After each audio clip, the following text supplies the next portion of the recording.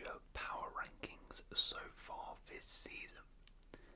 So what I'm going to be doing is I'm going to be ranking every single manager currently in the Premier League out of 10 in order from 20 to number 1, and deciding who is so far, I guess, the manager of the season, who is the worst manager of the season, and all of that stuff. So in terms of how I'm ranking them, I'm going to base it on, of course, how well a job they're doing, mainly results, but it's also going to be based on expectations of the squad, their squad actual ability, and how they've performed in games, if they've been a bit lucky, stuff like that. So hopefully you guys do enjoy.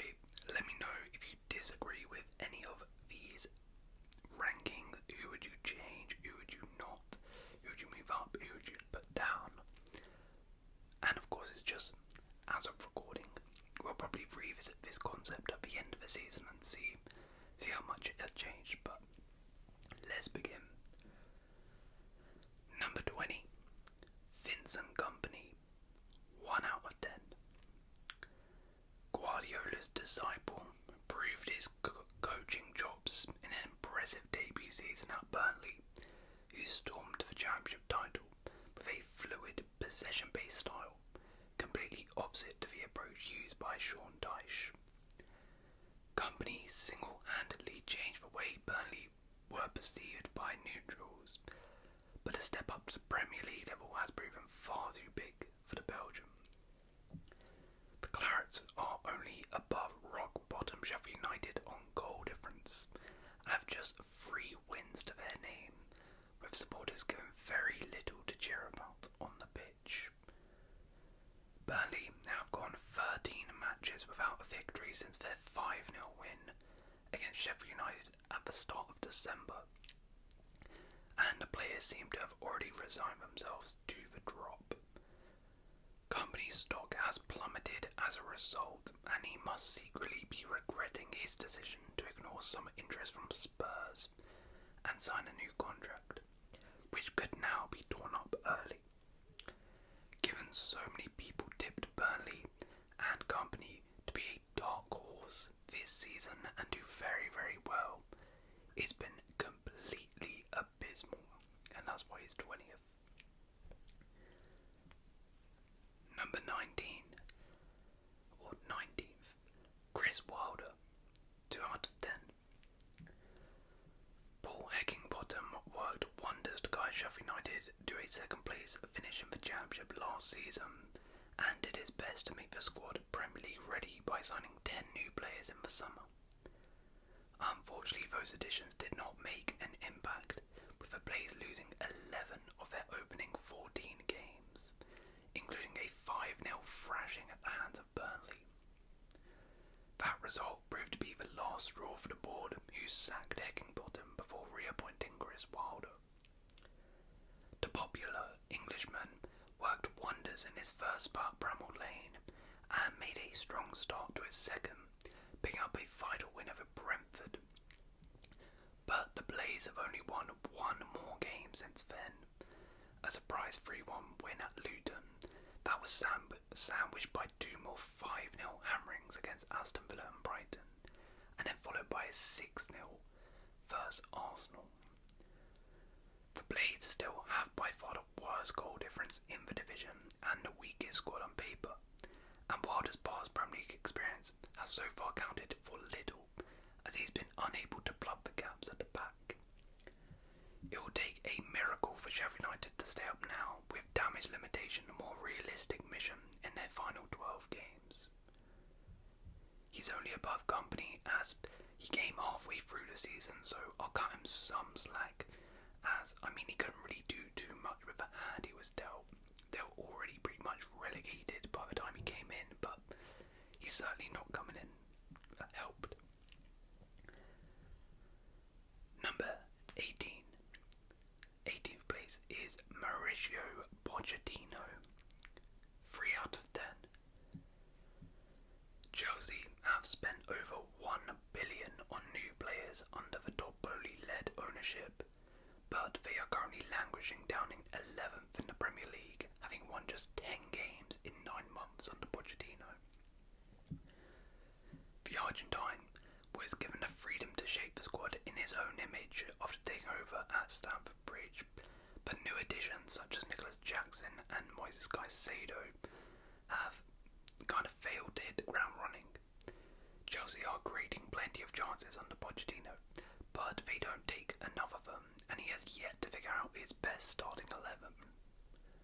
The Blues have shown they can compete against the best, going toe-to-toe with Man City in an impressive fashion at the Etihad.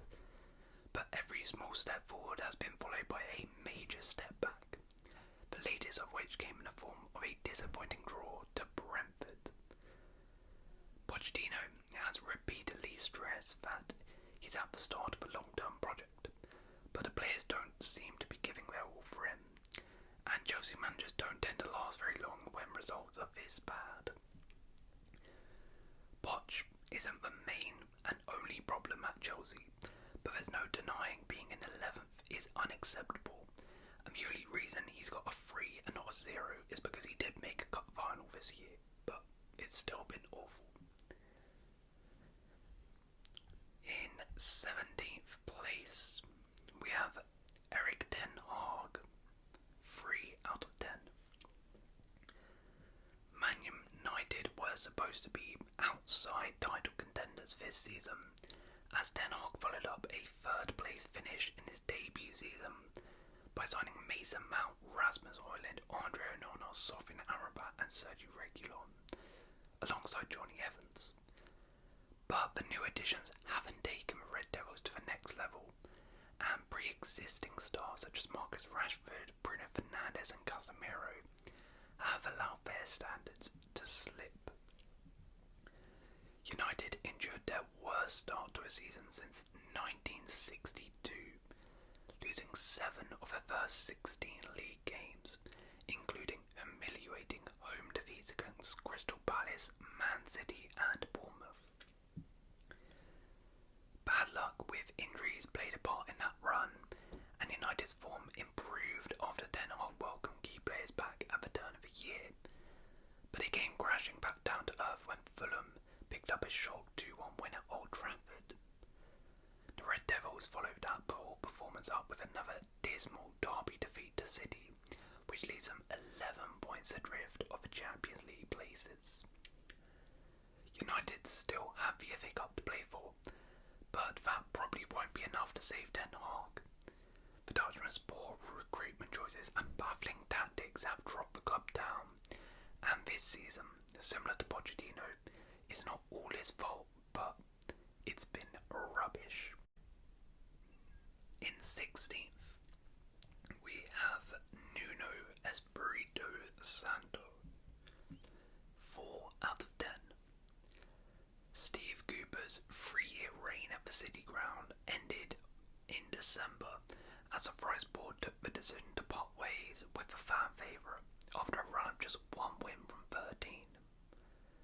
Former Tottenham and Wolves boss Nuno was drafted in and picked up huge wins over Newcastle and Man United in his first 2 weeks at the helm to instantly lift the mood. Forest's form has dipped again in 2024 though, as they've lost 5 of their 7 games, with the only high point coming in the form of a 2-0 win over West Ham. Now Nuno has made Forest slightly harder to beat, but his squad has been depleted by injuries and it's been impossible for them to build up any kind of rhythm.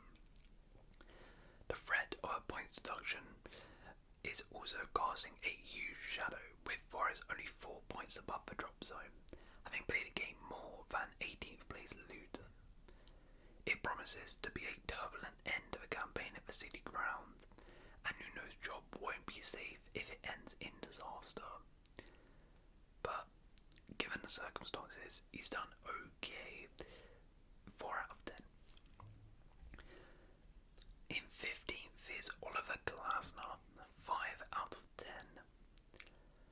Roy Hodgson stepped down as Palace boss due to health concerns, and the club moved quickly to fill his position. Oliver Glasner was appointed just 2 hours before the match with Everton on the same day, and he watched from the stands as his new team picked up a vital point. The Austrian tactician then masterminded a 3-1 win against Burnley in his first game in the dugout, which saw Palace move 8 points clear of the drop. The Eagles came close to a shock win at Tottenham a week later, but it's clear that Glasner is already stamping his mark and organising a confidence-stricken side. The 49-year-old is an attack-minded manager, unlike Hodgson, and his arrival could help players like Abarice Eze reach new heights. Palace should have enough to avoid the drop, and it will be fascinating to see how they progress under Glasner over the next few months. But he's only just come through the door, so it's an average 5 out of 10 for now. In 14th place is Sean Dyche, 5 out of 10. You'd be hard pressed to find anyone that wasn't happy for Dyche when he was given the top job at Everton. He exceeded expectations season after season during his time at Burnley and fully deserved a chance at a bigger club. The 52-year-old also did extremely well to keep the Toffees up after succeeding Frank Lampard in January and managed to bring in 5 new players in the summer. Optimism soon gave way to despair though, as Everton won just one of their opening 7 games, and the Knights were out for Dyche after a 2-1 home loss against Luton. Everton turned the tide though with wins over Bournemouth, West Ham and Palace, but the club was then hit with a 10-point deduction. Dyche's side had dropped to joint bottom and looked like odds-on favourites for relegation once again. The Toffees responded with 4 wins out of their next 5 to move out of the drop zone, but are now winless in their last 9, and despite getting 4 points back from the Premier League, they remain in real danger. A second points deduction could also be on the way, and Dyche has a massive task on his hands to address Everton's alarming loss of form and preserve their top-flight status. But given the unprecedented off-field turmoil, he's done a pretty good job, so gets a 5 out of 10. 13th place is Thomas Frank, 5 out of 10. Brentford fans would have been forgiven for fearing the worst this season. Ivan Toney was unavailable for the first half of the campaign, and the Bees had to dig deep without their star striker. They had slipped to 16th in the table when Frank was finally able to call on Toney again, and he scored on his return as Brentford picked up their first win in 6. Toney has scored 3 more goals since then, but the Bees have only picked up 1 more victory and remain very close to the relegation zone. Frank's intelligent build-up play and shrewd man management has brought Brentford to this point, but they now appear to be in decline, and if he can't oversee a quick turnaround, the Danes' position could come under threat in the summer. However, given the fact his star man has been out for half the season, and they have also had key players such as Brian Mbeumo and Kevin Shaw lost through injury, he's done decent to just about steady the ship and keep them above the drop, at least for now. In 12th position, we have Rob Edwards, 6 out of 10. Luton Town's rise from the National League to the English top flight has been nothing short of a miracle. Edwards deserves plenty of credit for getting them to the promised land too, having steadied the ship following Nathan Jones's exit last season. But the Hatters' chances of staying in the Premier League were essentially written off by all rival fans and pundits before a ball was even kicked this season. It's no surprise that Edwards' side are down in 18th, with only 5 wins collected from their opening 26 games. Luton have been a thrilling watch going forward, with their direct style causing problems for every opponent, but basic errors have proved costly at the other end. Edwards has, however, instilled a fierce fighting spirit in the group, which has at least put them in a position to defy the naysayers once again. Edwards' men ended January with a thumping 4-0 rout of Brighton and started February with a 4-4 draw at Newcastle, and have earned plenty of admirers for their bravery. Luton have lost their last 4 games on the bounce though, and a lack of defensive discipline may ultimately prevent them from keeping hold of their seat at English football's top table. However, when you consider expectations, he's done pretty well, as most people thought they would be like Sheffield United, but they've been very competitive in almost every single game they played this season, so he gets a 6 out of 10. In 11th place, we have Eddie Howe, 6 out of 10. Newcastle opened the new season with a thumping 5-1 win over Aston Villa that sent shockwaves through the rest of the division. But it proved to be a false dawn. Howe's side lost their next 3 matches, shipping 6 goals along the way, and have been erratic ever since. Howe's transition-focused side are still devastating in full flow, and their November win over Arsenal showed they can mix it with anyone at St James's Park. Unfortunately, Newcastle's away form is letting them down, as they've managed just 3 wins from 13 on the road. The Magpies exited the Champions League at the group stage, but Howe's squad has still been plagued by fitness problems, and consistency has proven elusive, with another top 4 berth now completely out of reach. It's been a hugely disappointing season for Newcastle, but similar to Dyche and Thomas Frank, given the circumstances of them having over half their squad out through injury, they still have a chance of getting European football, so he's still done a pretty decent job. In 10th place, Andoni Iraola, 6 out of 10. Gary O'Neill made a strong case for Premier League Manager of the season last year, steering Bournemouth to safety after replacing Scott Parker on an interim basis. The Cherries harshly let him go though, when they saw an opportunity to land Iraola from Rayo Vallecano. Iraola is a progressive, forward-thinking manager with plenty of ambition, but it took time for him to get his unique tactical blueprint across to his side. He opened his reign with 7 defeats out of 11, including a 6-1 thrashing at the hands of Man City. Speculation over Iraola's position then started to swirl, but he stuck to his principles admirably, and the Cherries began a surprise ascent up the table. Lewis Cook, Brian Christie, Mark Tavernier, Mark Zanesi and Dominic Solanke have all been sensational players for Bournemouth, who moved up to 13th in the table after a comfortable win at Burnley last time out. That was, however, the Cherries' first win of 2024, as they've lost a bit of steam after a 4-match winning streak in December. That took them away from relegation peril. Still, it looks unlikely that Bournemouth will be dragged back into the mere, because they are playing a fluid, aggressive brand of football under Iraola, who now looks every inch a Premier League boss. In 9th place, we have Roberto De Zerbi, 6 out of 10. Brighton's 6th place finish last season was well earned and did not feel like an anomaly, but rather the beginning of something special. The Seagulls dominate games under De Zerbi, who aims to provoke the opposition into a press in order to open up space for his build-up play.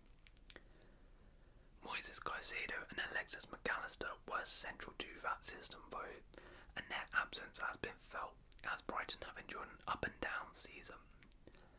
Evan Ferguson, Simon Adingra, Lewis Dunk and Pascal Gross have delivered some high points, but De Zerbi's side have been far too open at the back, as evidenced by heavy recent defeats against Luton and Fulham.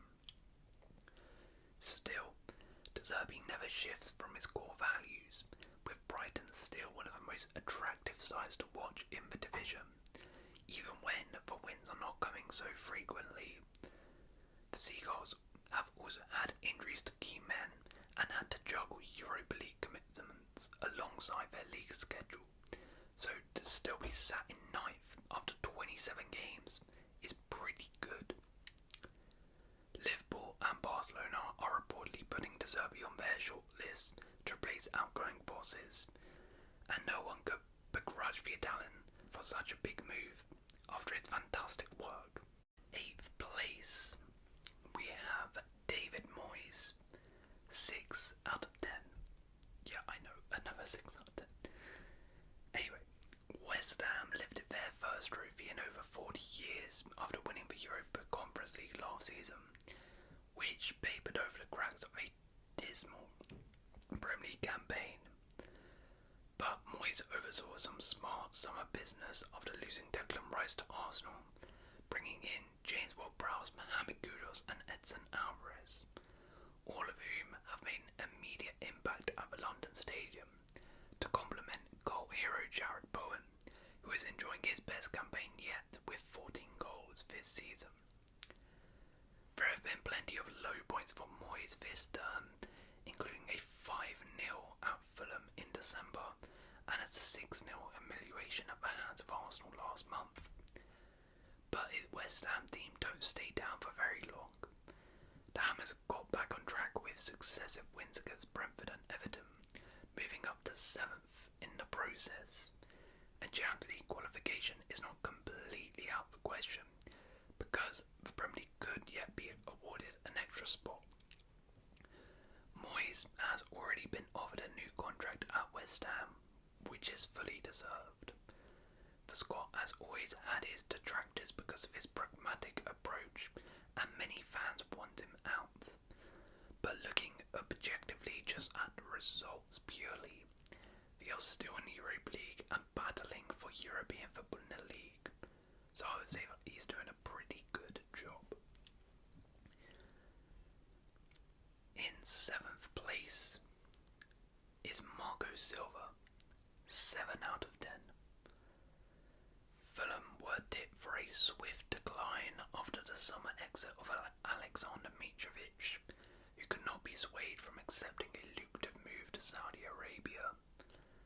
Silva had to show a great deal of tactical flexibility to get the club through the first few months of the season, as his side struggled to fill that void in the final third, but has gradually transformed the Cottagers into a great team. Silva has turned youngsters like Rodrigo Muniz and also Harry Wilson into proper Premier League players, while also bringing the best out of inconsistent players such as Alex Iwobi and Andres Pereira to ensure that Fulham are once again able to mix it against anyone. Fulham earned a massive 2-1 victory over Arsenal and also claimed Man United's scalp in February as they ended a 21-year winless run at Old Trafford. Fulham built on that result by thrashing Brighton 3-0, which put them in sight of the top half, and it will be a monumental achievement if Silva can improve on last season's 10th place finish, considering he lost his star man Alexander Mitrovic and never really replaced him. The Portuguese is doing a great job at Craven Cottage, and top clubs will circle for his signature if Fulham continue on their current trajectory. In 6th place, we have Gary O'Neill, 7 out of 10. O'Neill was given the chance to return to the Premier League at Wolves after Lopetegui walked away from his post at Molineux just 3 days before the start of a new season. The Spaniard was frustrated over a lack of transfer activity, with O'Neill inheriting a depleted, dejected squad that looked destined for relegation. However, for a combination of high-intensity football and impressive man management, the 40-year-old has lifted the team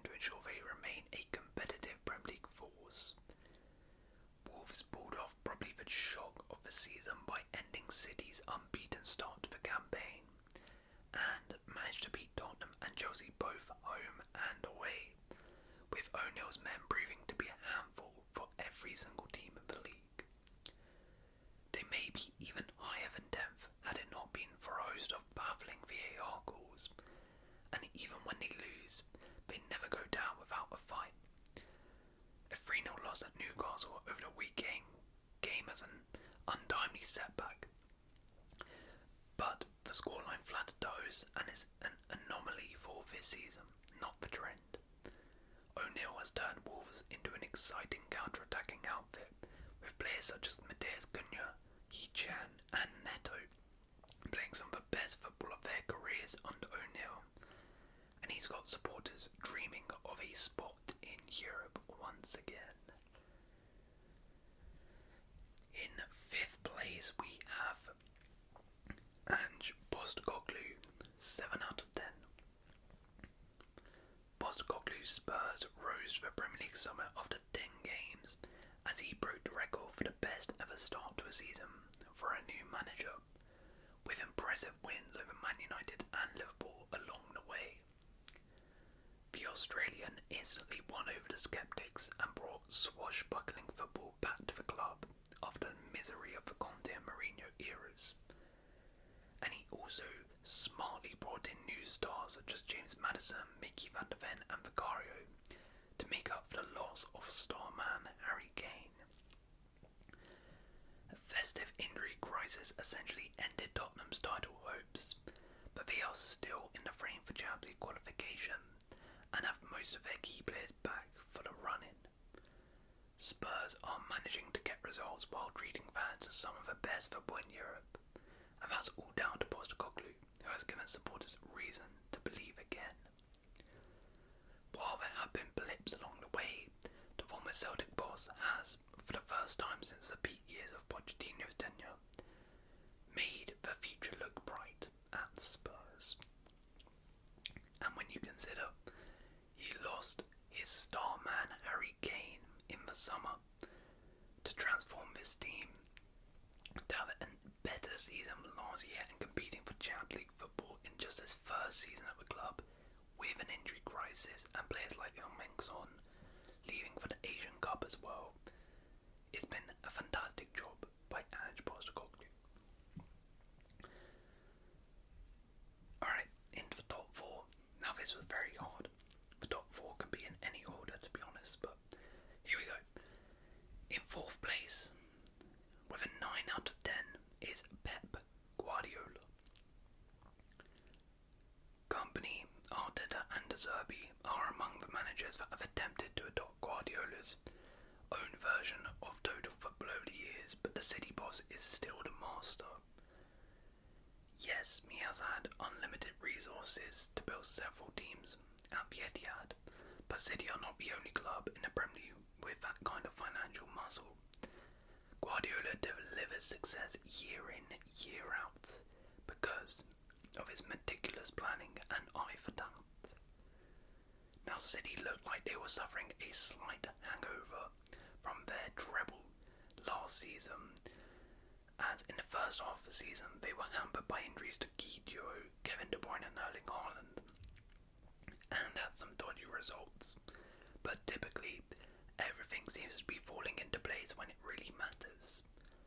Guardiola's men have won 9 of their last 10 Premier League games, which has taken them back to within a point of leader Liverpool, and only a 4 were bet against them, clinching a record-breaking 4th successive title. Haaland and De Bruyne have rekindled their incredible partnership since returning. Phil Foden is suddenly looking like a Ballon d'Or contender, and Ruben Dias and Rodri are once again giving City a solid base, with Man United the latest team unable to lay a glove on Guardiola's champions. City may well go on to win the treble yet again this season, but is only in 4th, as they have had some poor moments this season, and he's kind of a victim of his own success, as I expect this from City now, which is the biggest compliment I can give them really. But these are a 9 out of 10. In 3rd place is Unai Emery, 9 out of 10.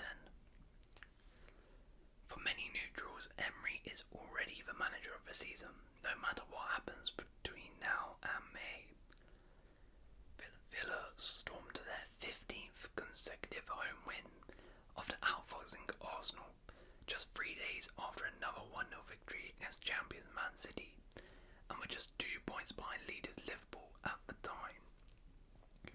However, a downturn in form began when Villa were held to a surprise draw against Sheffield, with Emery's men only managing 2 wins from their subsequent 6 games.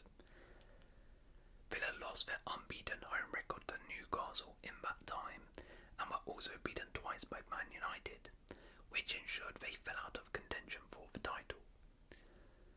This Villa team is made of strong stuff though, and they've won £300 since their defeat at Old Trafford, to ensure that 4th place is theirs to lose. Emery is incredible when it comes to setting his teams up to break through the lines, and he has some of the most clinical players in the Premier League to call upon at Villa. Ollie Watkins is flying, while the manager has also brought the best out of John McGinn, Ezri Konsa, Douglas Luiz and Leon Bailey, maximising the output of a tight-knit, talented squad. Taking Villa into the Champions League would prove beyond all doubt that Emery is one of the best in the business and deserves massive credit for his job this season. Alright, in second place is Mikel Arteta, 9 out of 10. Arteta has turned Arsenal into an elite football team again, there is no denying that. But it remains to be seen whether he can take that crucial next step, having seen his team capitulate down the final stretch in last season's title race. The Gunners can have no excuses if they fail again, having spent over 200 million in the summer. Still, a return of 58 points from a possible 78 represents a superb return for Arsenal, and Rice has added a steely determination to the squad since his club record move. The Gunners developed the youthful habit of grinding out wins when below their best, which is a testament to the belief Arteta has instilled in the group, and they seem to be clicking into top gear at the perfect time. Arsenal are currently enjoying a run of 7 successive league wins and have scored 31 goals in that period, with Bukayo Saka, Martin Odegaard and Leandro Trossard running riot in the final third. Even Havertz has started to make a telling contribution, which bodes well for the Gunners' chances of banishing the demons from last season. If Arteta can deliver the title without a proper number 9, it would be a very, very impressive achievement. City and Liverpool boast more strength in depth potentially, but Arsenal will take some stopping in their ruthless current state. And finally, number 1, for me, the current manager of the season, you guessed it, Jurgen Klopp, 10 out of 10. Now, Klopp overhauled his ageing midfield last summer after a hugely disappointing campaign, adding Alexis McAllister, Dominic Szoboszlai, Ryan Gravenberch and Wataru Endo to his ranks, while cutting the ties of long-term servants Jordan Henderson and Fabinho. Many still expected Liverpool's rebuild to be a gradual process, but Klopp's side have stormed back to the very top, and they have the tools to stay there. The German coach is getting the best out of his players again, and they are battling into the very last second of matches, with crucial late goals scored against Luton, Fulham, Crystal Palace and most recently Nottingham Forest. Liverpool have managed to keep setting the pace and win the Carabao Cup, despite dealing with an unprecedented injury crisis too, with Alisson, Salah, Trent, Nunes, Jota and Szoboszlai among those forced onto the sidelines for varying periods. To put it simply, Klopp's mentality monsters are well and truly back, and after the Germans' shock exit announcement in January, the Reds are playing every single game like it's a final. Winning a second Premier League title would be the perfect way for Klopp to pull